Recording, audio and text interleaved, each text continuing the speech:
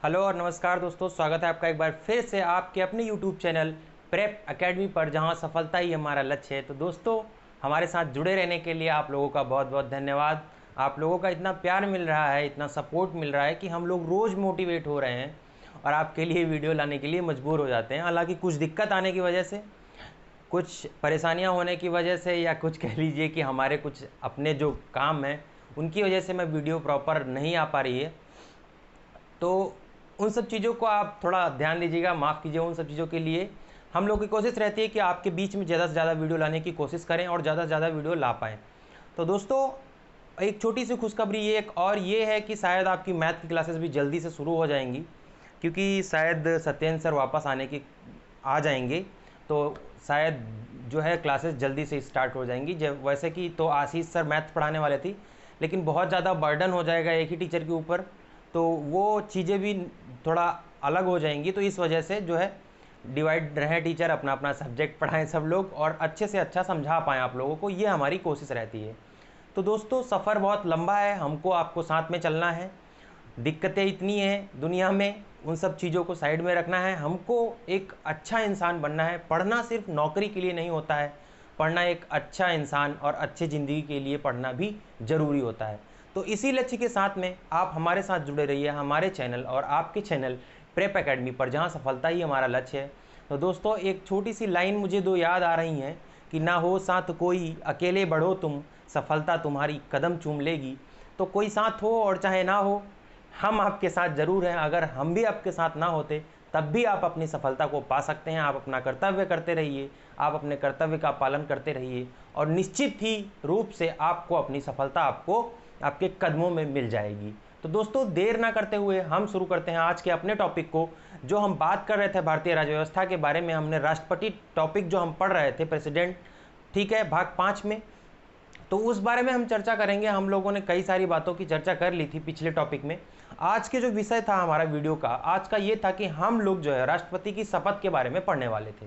और आपको मैंने पिछले ही वीडियो में बताया था कि राष्ट्रपति की शपथ का उल्लेख जो है वो आर्टिकल 60 में किया गया है। आर्टिकल 60 की अगर हम बात करें तो राष्ट्रपति की शपथ की बात कही गई है, ठीक है। देखिए दोस्तों, जितने भी संवैधानिक पद हैं उनकी शपथ का उल्लेख किसमें? अनुसूची 3 में किया गया है। किसमें? अनुसूची 3 में। अनुसूची 3 में किया गया है, ठीक है। लेकिन राष्ट्रपति, उपराष्ट्रपति और राज्यपाल की शपथ का उल्लेख जो है वो इस अनुसूची में नहीं है, ठीक है। ठीक है, ये बात आप लोग को ध्यान दी जाती है। अब राष्ट्रपति के द्वारा जो शपथ ली जाती है वो, उसका उल्लेख कहां पे किया गया? मैंने आपको बताया कहां? आर्टिकल 60 में, अनुच्छेद 60 में। अनुच्छेद 60 आपकी इस बात का उल्लेख करता है कि राष्ट्रपति किन चीजों की शपथ लेगा। अब राष्ट्रपति कौन कौन सी बातों की शपथ लेता है ये जानना यहां पे इंपॉर्टेंट हो जाता है। तो राष्ट्रपति क्या क्या क्या कहता है? श्रद्धापूर्वक राष्ट्रपति पद का कार्य पालन करूंगा। पहली बात क्या कहता है शपथ में? शपथ में पहली चीज क्या है कि श्रद्धापूर्वक, ठीक है, श्रद्धापूर्वक राष्ट्रपति पद का पालन करूंगा, ठीक है, पहली बात। दूसरी बात का, संविधान और विधिक परिषद का संरक्षण करूंगा, ठीक है, संविधान और विधिक परिषद का संरक्षण करूंगा। भारत की जनता की सेवा और कल्याण के लिए निरंतर रहूंगा, ठीक। ये 3 बातें होती हैं। अगर हम इसको सिंपली एक बात में कहना चाहें तो राष्ट्रपति संविधान की सुरक्षा और लोक कल्याण की शपथ लेता है। किसकी? संविधान की सुरक्षा और लोक कल्याण की शपथ लेता है। ये बात आपकी आर्टिकल 60 में कही गई है, ठीक है। पहली बात, सवाल सीधे सीधे आपसे यही पूछा जाएगा कि राष्ट्रपति की शपथ का उल्लेख किसमें किया गया है?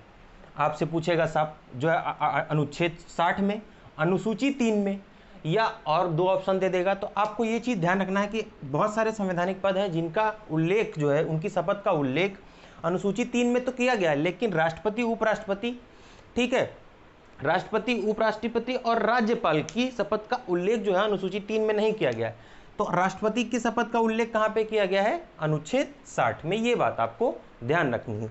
ठीक है, तो हम राष्ट्रपति की शपथ की जब हम बात कर रहे हैं तो राष्ट्रपति को शपथ आखिर दिलाता कौन है, ये सवाल यहाँ पर उठता है कि राष्ट्रपति को शपथ कौन दिलाता है। तो आपको अब आप सोच रहे होंगे कि राष्ट्रपति को शपथ प्रधानमंत्री दिलाते होंगे या जो संसद के अध्यक्ष होंगे वो दिलाते होंगे, लेकिन नहीं, आपको यहाँ पे ये बात ध्यान रखनी है कि राष्ट्रपति को शपथ हमेशा भारत का मुख्य न्यायाधीश दिलाता है। कौन? भारत का मुख्य न्यायाधीश दिलाता है, CJI ऑफ इंडिया। ठीक है, CJI of India, chief justice of India, जो भारत के मुख्य न्यायाधीश होते हैं। मान लीजिए कि अगर चीफ जस्टिस वहाँ पे उपस्थित नहीं है, अगर वो वहाँ पे उपस्थित नहीं है तो कौन शपथ दिलाएगा? तो जो उच्चतम न्यायालय के मुख्य न्यायाधीश होंगे वो इनको शपथ दिलाएंगे, या अगर वो भी उपस्थित नहीं है तो उनका कोई कार्यवाहक जो है राष्ट्रपति को शपथ दिला सकता है। ठीक है, तो ये बात आपको ध्यान रखनी है कि राष्ट्रपति को शपथ दिलाता कौन है? चीफ जस्टिस ऑफ इंडिया दिलाता है। ठीक, ये बात भी हमने जान ली। आगे अगर हम बात करें, एक चीज आप देखे होंगे, नोटिस किए होंगे कि जब भी राष्ट्रपति का चुनाव होता है, आजकल के चुनाव में राष्ट्रपति को शपथ देखे होंगे आप मोस्टली 25 ऑफ जुलाई को दिलाई जाती है, 25 ऑफ जुलाई को। अब इसका कारण क्या है आप लोग बताइए? 25 ऑफ जुलाई को इस वजह से शपथ दिलाई जाती है क्योंकि 1977 में आपने एक नाम सुना होगा, NS रेड्डी, ठीक है, ने निर्विरोध राष्ट्रपति का चुनाव जीता था। किसने? 1977 की अगर बात आपको याद हो, NS रेड्डी थी, NS रेड्डी ने निर्विरोध जो है राष्ट्रपति का चुनाव जीता था। ठीक, तो उनको शपथ कब दिलाई गई? 25 जुलाई को। तब से ये ट्रेंड माना जाता है कि 25 जुलाई को राष्ट्रपति को शपथ दिलाना है। NS रेड्डी इस इनका नाम, नीलम संजीवन रेड्डी। ठीक है, तो आप इस बात को ध्यान रखिएगा कि आजकल जो मोस्टली ट्रेंड बना हुआ है कि 25 जुलाई को शपथ दिलाई जाती है, हालांकि ऐसा जरूरी नहीं है कि 25 जुलाई को ही शपथ दिलाई जाए। ठीक है, आगे पीछे भी हो सकता है। ठीक है, तो अब हमने राष्ट्रपति की शपथ की बात कर ली। राष्ट्रपति किस किस चीज़ों की शपथ की, किन किन चीज़ों की शपथ लेता है? संविधान की रक्षा और लोक कल्याण की शपथ लेता है। ठीक है, संविधान की प्रतिरक्षा, संविधान के द्वारा किए जाने वाले कार्यकलापों को सही ढंग से करने की शपथ, इन सब बातों की शपथ लेता है कौन? राष्ट्रपति, आपका प्रेसिडेंट। ठीक, प्रेसिडेंट की बात कर रहे हैं हम लोग यहाँ पे।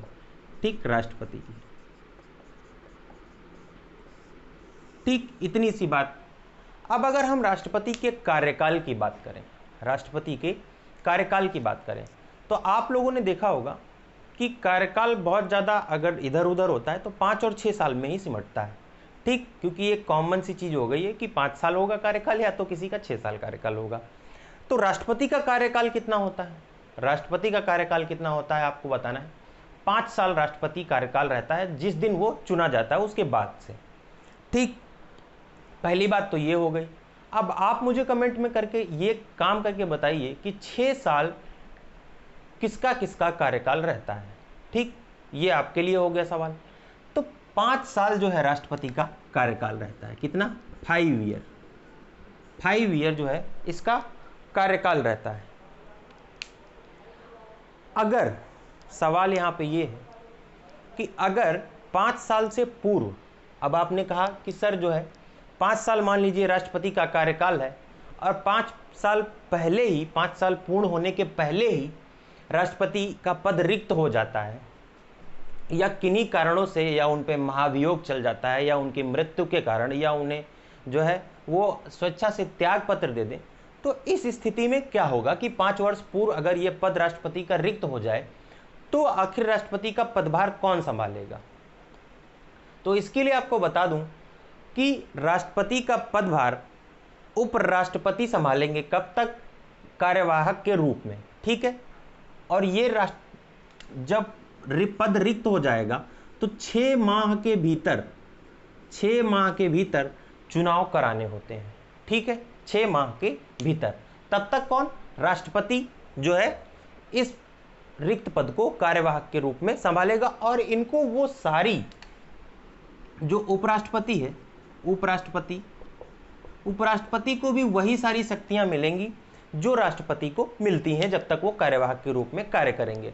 अब अगर मान लीजिए कि राष्ट्रपति का पद रिक्त हो गया और उपराष्ट्रपति भी नहीं है, ठीक कोई, तब उस स्थिति में राष्ट्रपति का पदभार कौन संभालेगा? तो यहाँ पर आपको ये चीज़ जाननी होगी कि जब राष्ट्रपति नहीं होंगे तब जो है वो आपके CJI ही राष्ट्रपति का पद कार्यवाहक के रूप में संभालने का काम करेंगे। तो ये चीज़ आपको समझ लेनी होगी, ठीक है दोस्तों।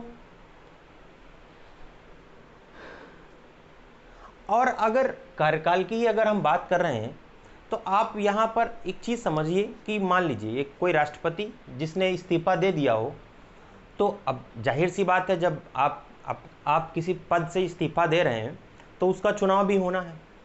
तो पहली बात तो मैंने यही बता दिया आपको कि 6 महीने के भीतर जो है क्या चुनाव होने ही होने हैं, ठीक। दूसरी बात क्या है यहाँ पर कि ये जो 6 माह के बाद जो चुनाव होंगे तो वो क्या 5 साल में, मान लीजिए जैसे ये 5 साल का टर्म था, इसमें जो है उन्होंने 2 साल तक कार्य किया, उसके बाद अपने पद से इस्तीफा दे दिया, तो ये इधर कितना 3 साल बचा अभी इनका कार्यकाल।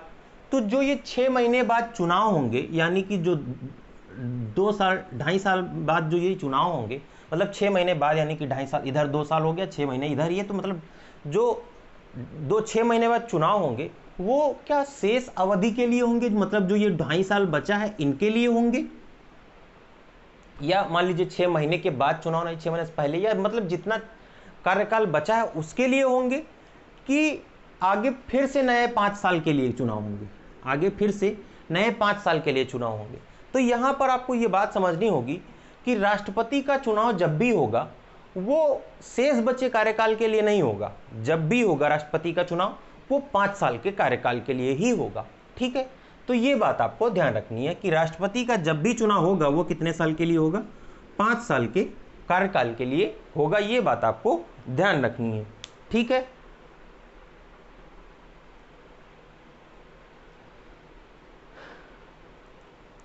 और मान लीजिए कि चुनाव होता है, ठीक। अब यहाँ पे जब हम चुनाव 5 साल की बात कर रहे हैं, कि कार्यकाल की बात कर रहे हैं, तो क्या कोई राष्ट्रपति 5 साल से ज़्यादा अवधि तक राष्ट्रपति के पद पर रह सकता है? इस बात का सवाल का जवाब आपका हाँ और ना में होना चाहिए। तो यहाँ पे मेरा जवाब क्या होगा कि हाँ, कि कोई व्यक्ति जो राष्ट्रपति है वो 5 साल से ज़्यादा राष्ट्रपति के पद पर रह सकता है। कब तक? जब तक नया निर्वाचित राष्ट्रपति अपना पदभार न ग्रहण कर ले, तब तक पुराने राष्ट्रपति जो है वो अपने जो पूर्व पद था राष्ट्रपति का उस पर रह सकते हैं, और उनको वो सारी शक्तियां प्राप्त रहेंगी तब तक जब तक नया राष्ट्रपति जो है पद ग्रहण ना कर ले। इस बात को भी आपको ध्यान रखना है। तो राष्ट्रपति के कार्यकाल की बात हमने कर ली। और अगर बात करें कि क्या कोई व्यक्ति कितनी बार जो है राष्ट्रपति बन सकता है, मान लीजिए अभी की अगर हम बात करें, रामनाथ कोविंद जी हैं राष्ट्रपति, तो आपके मन में सवाल आए कि सर क्या रामनाथ कोविंद जी दोबारा राष्ट्रपति बन सकते हैं? तो हाँ, रामनाथ कोविंद जी दोबारा राष्ट्रपति भी बन सकते हैं, ठीक है। और इस बात का उल्लेख कहाँ किया गया है? इस बात का उल्लेख किया गया है आपका अनुच्छेद 57 इस बात का उल्लेख करता है कि कोई व्यक्ति कितनी बार भी राष्ट्रपति बन सकता है। इस बात का उल्लेख करता है आपका अनुच्छेद 57, ठीक है। तो ये बात आपने देखी।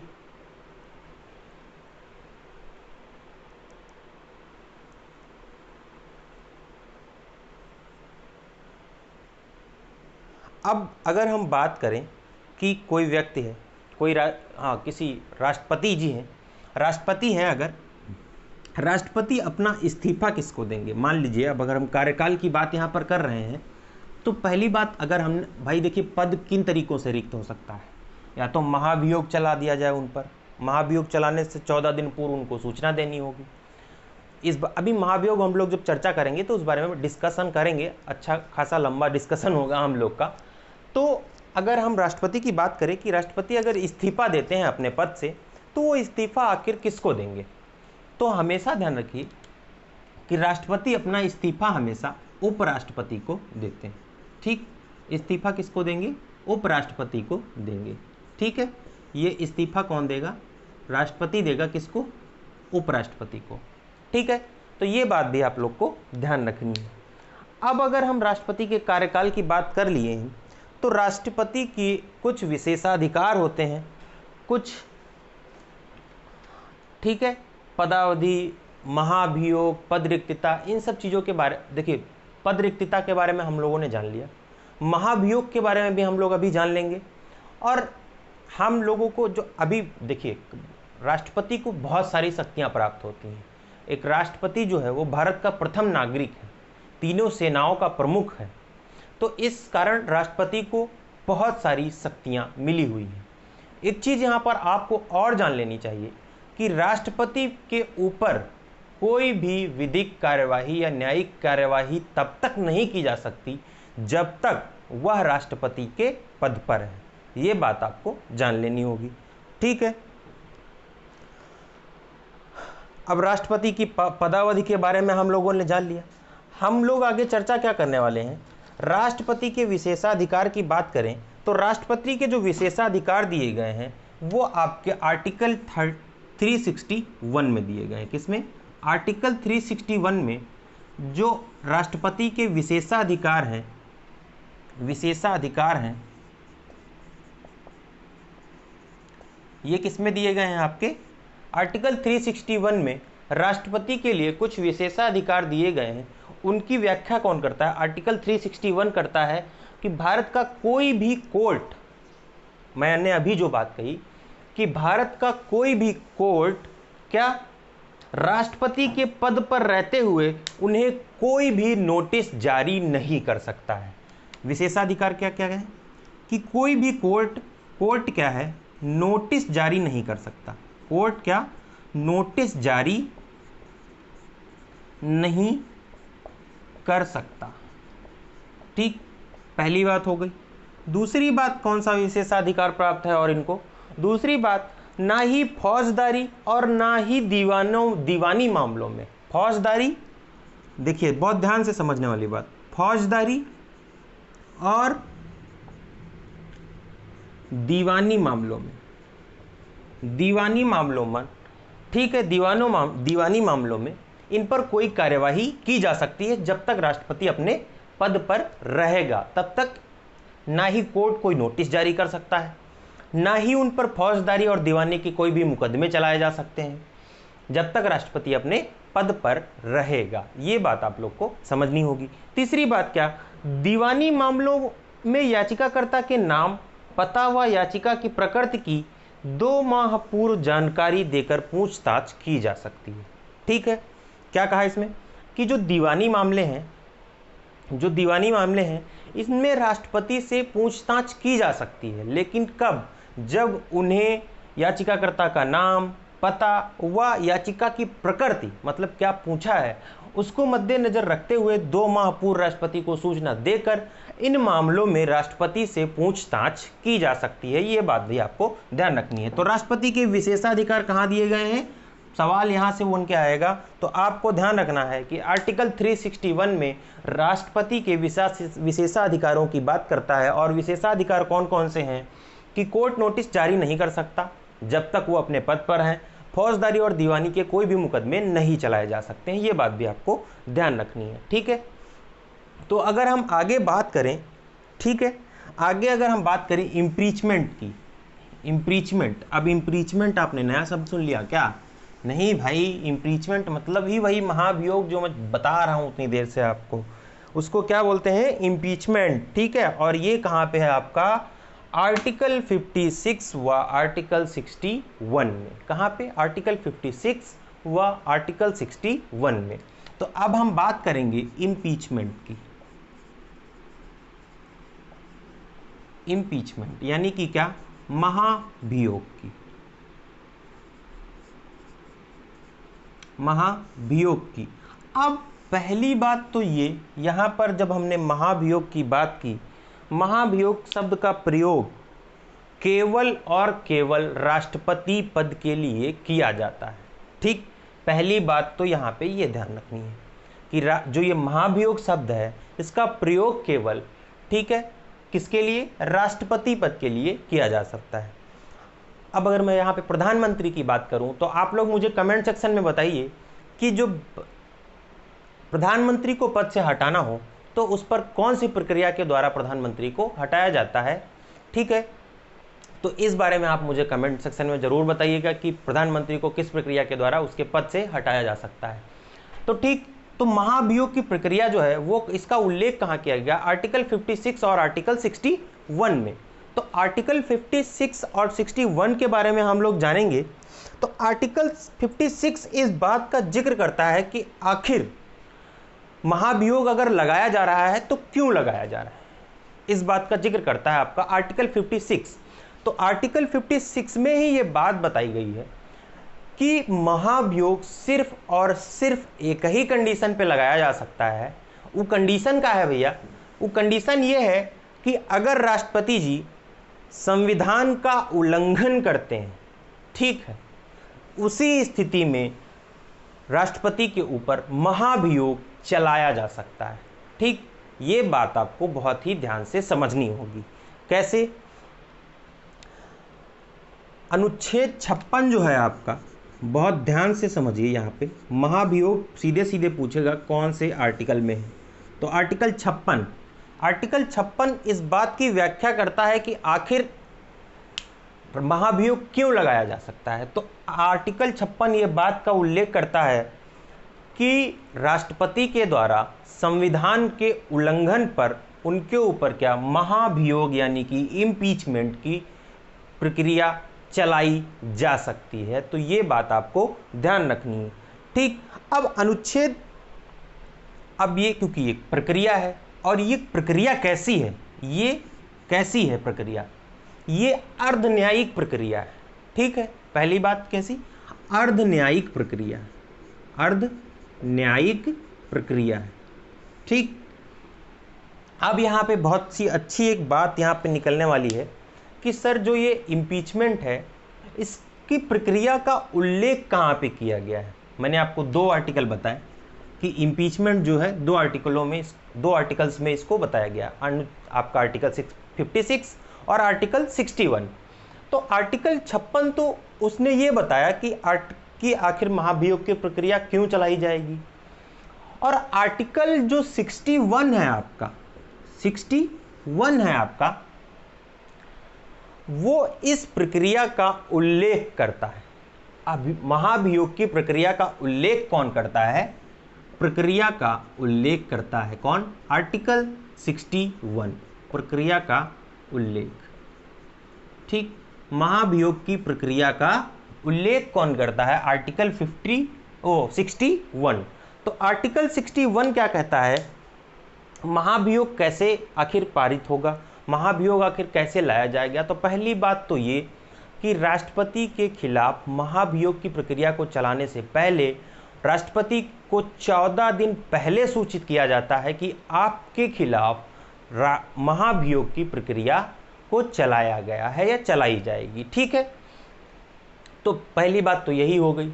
दूसरी बात क्या, आखिर ये पास कैसे होगा। मान लीजिए कि संसद में, ठीक है, संसद या राज्यसभा या लोकसभा में, पहली बात तो महाभियोग की प्रक्रिया में कौन कौन लोग भाग ले सकते हैं, ये बात यहाँ पे बहुत इंपॉर्टेंट हो जाती है, और कौन लोग भाग नहीं ले सकते महाभियोग की प्रक्रिया में, ये बात भी यहाँ पे बहुत इंपॉर्टेंट हो जाती है। तो इन दोनों बातों को भी डिस्कस करना बहुत ज़्यादा ज़रूरी हो जाता है। हम आगे पूरी चर्चा करेंगे कि महाभियोग, आखिर महाभियोग की प्रक्रिया क्या है, इस बारे में हम लोग जरूर चर्चा करेंगे। तो पहले ये बात जान लें कि आखिर महाभियोग की प्रक्रिया में कौन कौन लोग भाग लेते हैं और कौन लोग भाग नहीं लेते हैं। तो देखिए, जो महाभियोग की प्रक्रिया है, जब हमने बताया था कि जब राष्ट्रपति का चुनाव होता है तो उसमें सिर्फ और सिर्फ कौन, 29 राज्यों के विधानसभाओं के निर्वाचित सदस्य भाग लेते हैं। ठीक, पहली बात, दिल्ली और पुडुचेरी केंद्र शासित जो प्रदेश हैं वहाँ के विधानसभा के निर्वाचित सदस्य भाग लेते हैं। संसद के जो जितने भी सांसद चुनकर आते हैं, जो निर्वाचित सदस्य होते हैं, वो सभी भाग लेते हैं, लेकिन मनोनीत सदस्य भाग नहीं लेते हैं। तो यहाँ पर क्या है कि निर्वाचित सदस्य तो भाग लेते ही लेते हैं, लेकिन महाभियोग की प्रक्रिया में जो मनोनीत सदस्य होते हैं आपके कितने, 545 हैं। 545 में से 2 आपके कितने, 2 आपके कौन से होते हैं, जिनको मनोनीत किया जाता है। 2 कौन से हैं, जिनको मनोनीत किया जाता है। तो ये दो जो सदस्य हैं ये राष्ट्रपति के चुनाव में तो भाग नहीं लेते हैं, चुनाव में भाग नहीं लेते हैं, लेकिन महाभियोग की प्रक्रिया में, महाभियोग की प्रक्रिया में भाग लेते हैं। ठीक, महाभियोग की प्रक्रिया में भाग लेते हैं। दूसरी बात, 29 राज्यों के विधानसभाओं तथा दिल्ली पुडुचेरी के विधानसभा के निर्वाचित सदस्य चुनाव में तो भाग लेते हैं। ठीक, अब जो 29 राज्य हैं और ये 2 केंद्र शासित प्रदेश हैं दिल्ली और पुडुचेरी, ये चुनाव में तो भाग लेते हैं, लेकिन क्या महाभियोग में भाग नहीं लेते हैं। तो इस छोटे से चार्ट से आप एक चीज़ समझने की कोशिश कीजिए कि जब राष्ट्रपति पे महाभियोग की प्रक्रिया चलाई जाएगी तो उसको 14 दिन पूर्व सूचना दी जाएगी। और ये सूचना देता कौन है? ये सूचना देता है आपका लोकसभा का अध्यक्ष जो होता है, लोकसभा का अध्यक्ष जो है ये सूचना राष्ट्रपति को देता है कि आप पे महाभियोग की प्रक्रिया चलाई जाएगी। तो जो महाभियोग की प्रक्रिया है उसमें कौन कि चुनाव में जो मनोनीत सदस्य हैं वो तो भाग लेते हैं, इस चुनाव में मनोनीत सदस्य तो भाग नहीं लेते हैं, लेकिन महाभियोग में मनोनीत सदस्य भाग लेते हैं। वैसे ही 29 राज्य और 2 केंद्र शासित प्रदेश हैं आपके दिल्ली और पुडुचेरी, वो चुनाव में तो भाग लेते हैं, लेकिन क्या महाभियोग की प्रक्रिया में भाग नहीं लेते हैं। ये बात आपको यहाँ पर समझनी है। ठीक, तो इतनी सी बात हम लोगों ने जान ली। अब पहली बात, जब महाभियोग प्रक्रिया है वो क्या कि दोनों सदनों में, दोनों सदन, अब 2 सदन कौन कौन से हैं, अब आपको यहाँ पर देखने की ज़रूरत है कि दोनों सदन आखिर कौन कौन से हैं। अगर हम यहाँ पे बात करें तो हमने देखा कि संसद है, संसद के दोनों सदन हैं, एक लोकसभा है और दूसरा राज्यसभा। ठीक, दूसरा राज्यसभा है, राज्यसभा। ठीक है, अब जो महाभियोग का प्रस्ताव आएगा इसको पास कराने के लिए क्या दोनों सदनों में 2/3 बहुमत से, कुल उपस्थित सदस्यों का 2/3 बहुमत से इस प्रस्ताव का पास होना जरूरी होता है। कितने? 2/3 बहुमत से, कुल सदस्यों का 2/3 बहुमत से। मैं ये नहीं कह रहा हूं कि टोटल 545 सदस्यों के 2/3 से, मैं कह रहा हूं कि जितने सदस्य उपस्थित हैं उनके 2/3 बहुमत से। और दूसरी बात ये क्या कि महाभियोग में संयुक्त अधिवेशन नहीं बुलाया जाता, ये बात आपको ध्यान रखनी। ठीक, तो 2/3 बहुमत से क्या, मान लीजिए कि लोकसभा में 2/3 बहुमत से जो है महाभियोग प्रस्ताव पास हो जाता है। ठीक, इस पर जो लोकसभा के सदस्य हैं वो अपनी सहमति जता देते हैं, लेकिन जब वो लोकसभा से निचले सदन में भेजा जाता है यानी कि राज्यसभा में भेजा जाता है और वहाँ के सदस्य इसे क्या जो है गलत ठहरा देते हैं या मानने से इनकार कर देते हैं, तो क्या राष्ट्रपति के खिलाफ क्या महाभियोग प्रस्ताव लागू नहीं होगा। अगर ये सदस्य, ये राज्यसभा भी इस प्रस्ताव को पारित कर देती है, यानी कि इसको महाभियोग के प्रस्ताव को पारित कर देती है, तो क्या महाभियोग प्रस्ताव राष्ट्रपति के ऊपर आ जाएगा और उन्हें अपने पद से मुक्त कर दिया जाएगा या हटा दिया जाएगा या उनका पद रिक्त हो जाएगा। अब यहाँ पर एक चीज और सवाल उठता है कि सर क्या महाभियोग की प्रक्रिया के दौरान, जब ये प्रक्रिया चल रही हो, उस प्रक्रिया के दौरान क्या राष्ट्रपति की शक्तियों पर कोई प्रभाव पड़ता है? तो यहाँ पर आपका सीधा सीधा जवाब होना चाहिए कि इस प्रक्रिया यानी महाभियोग की प्रक्रिया के दौरान राष्ट्रपति की शक्तियों पर कोई प्रभाव नहीं पड़ता है। वह जिस तौर तरीकों से काम कर रहा है वह उसी तरीके से काम करता रहेगा आगे भी, जब तक महाभियोग प्रस्ताव नहीं आ जाता और उस लागू नहीं कर दिया जाता, जब तक राष्ट्रपति को अपने पद से हटा नहीं दिया जाता, तब तक राष्ट्रपति की शक्तियों पर कोई प्रभाव नहीं पड़ेगा। ठीक, ये बात आपको ध्यान रखनी है। लेकिन यहाँ पर एक चीज़ और समझने वाली है कि मान लीजिए राष्ट्रपति पर महाभियोग लगाना जाना है और राष्ट्रपति को बुलाया जाएगा अपनी संतुष्टि देने के लिए। ठीक, संतुष्टि देने के लिए, अपना वो होता है नहीं कि हम अपनी सफाई पेश करेंगे, तो सफाई पेश करने के लिए बुलाया जाता है। मान लीजिए कि जब लोकसभा में इस मुद्दे पर बहस चल रही है और राष्ट्रपति को अपनी सफाई देने के लिए बुलाया जाता है या संतुष्टि देने के लिए बुलाया जाता है, और अगर लोग उनकी बातों से या उनके दिए गए प्रूफ से सत्य नहीं पाते हैं उनको या गलत पाते हैं, तो भी ये महाभियोग की प्रक्रिया चलाई जाती है।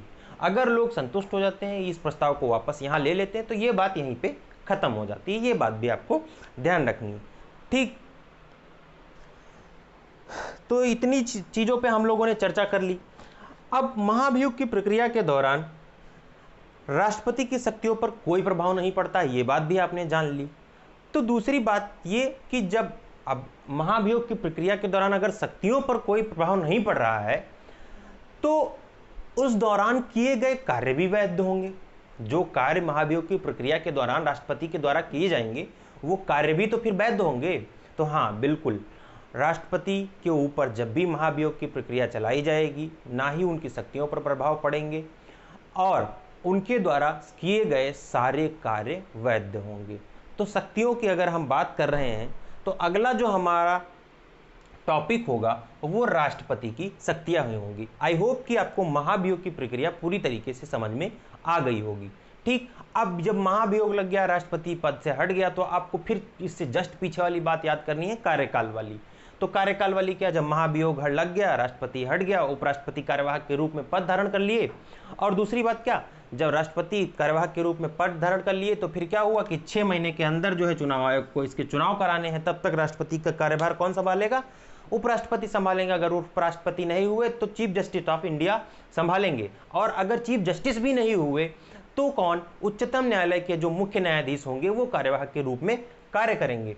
ठीक है, तो 6 महीना के बाद में जो चुनाव होगा वो अगले 5 साल के लिए होगा, ना कि शेष बची हुई अवधि के लिए होगा। ये बात आपको ध्यान रखनी है। ठीक, तो चलिए दोस्तों आगे देखेंगे। जो हम अगला टॉपिक जो हमारा रहेगा इसमें वो क्या रहेगा, राष्ट्रपति की शक्तियां। ठीक, तो राष्ट्रपति की शक्तियों में हम देखिए, राष्ट्रपति की शक्तियों में बहुत सारी चीजें पढ़ने वाले हैं। उसमें कार्यपालिका की शक्तियां आएंगी, उसमें जो है न्यायपालिका की शक्तियां होंगी, उसमें जो है वित्तीय शक्तियां होंगी, ठीक है, संवैधानिक शक्तियां। तो इस तरह की बहुत सारी शक्तियों के बारे में जिक्र किया गया है। तो मैं चाहता हूं कि आज की क्लास ज़्यादा लंबी ना हो और आप लोग ज़्यादा देर तक देखें और ना समझ पाएँ, ये भी हो सकता है। तो इस वजह से मैं चाहता हूं कि आज की क्लास को मैं यहीं पे ख़त्म करूं और आप जितनी चीज़ें मैंने पढ़ाई एक बार अगर रिवीजन करेंगे, जो भी मैंने बोला ओरली वो अगर आप कहीं पे लिख रहे होंगे, नोट्स बना रहे होंगे, तो ज़रूर ही आपको वो चीज़ें समझ में आएंगी, इतनी मेरी गारंटी है।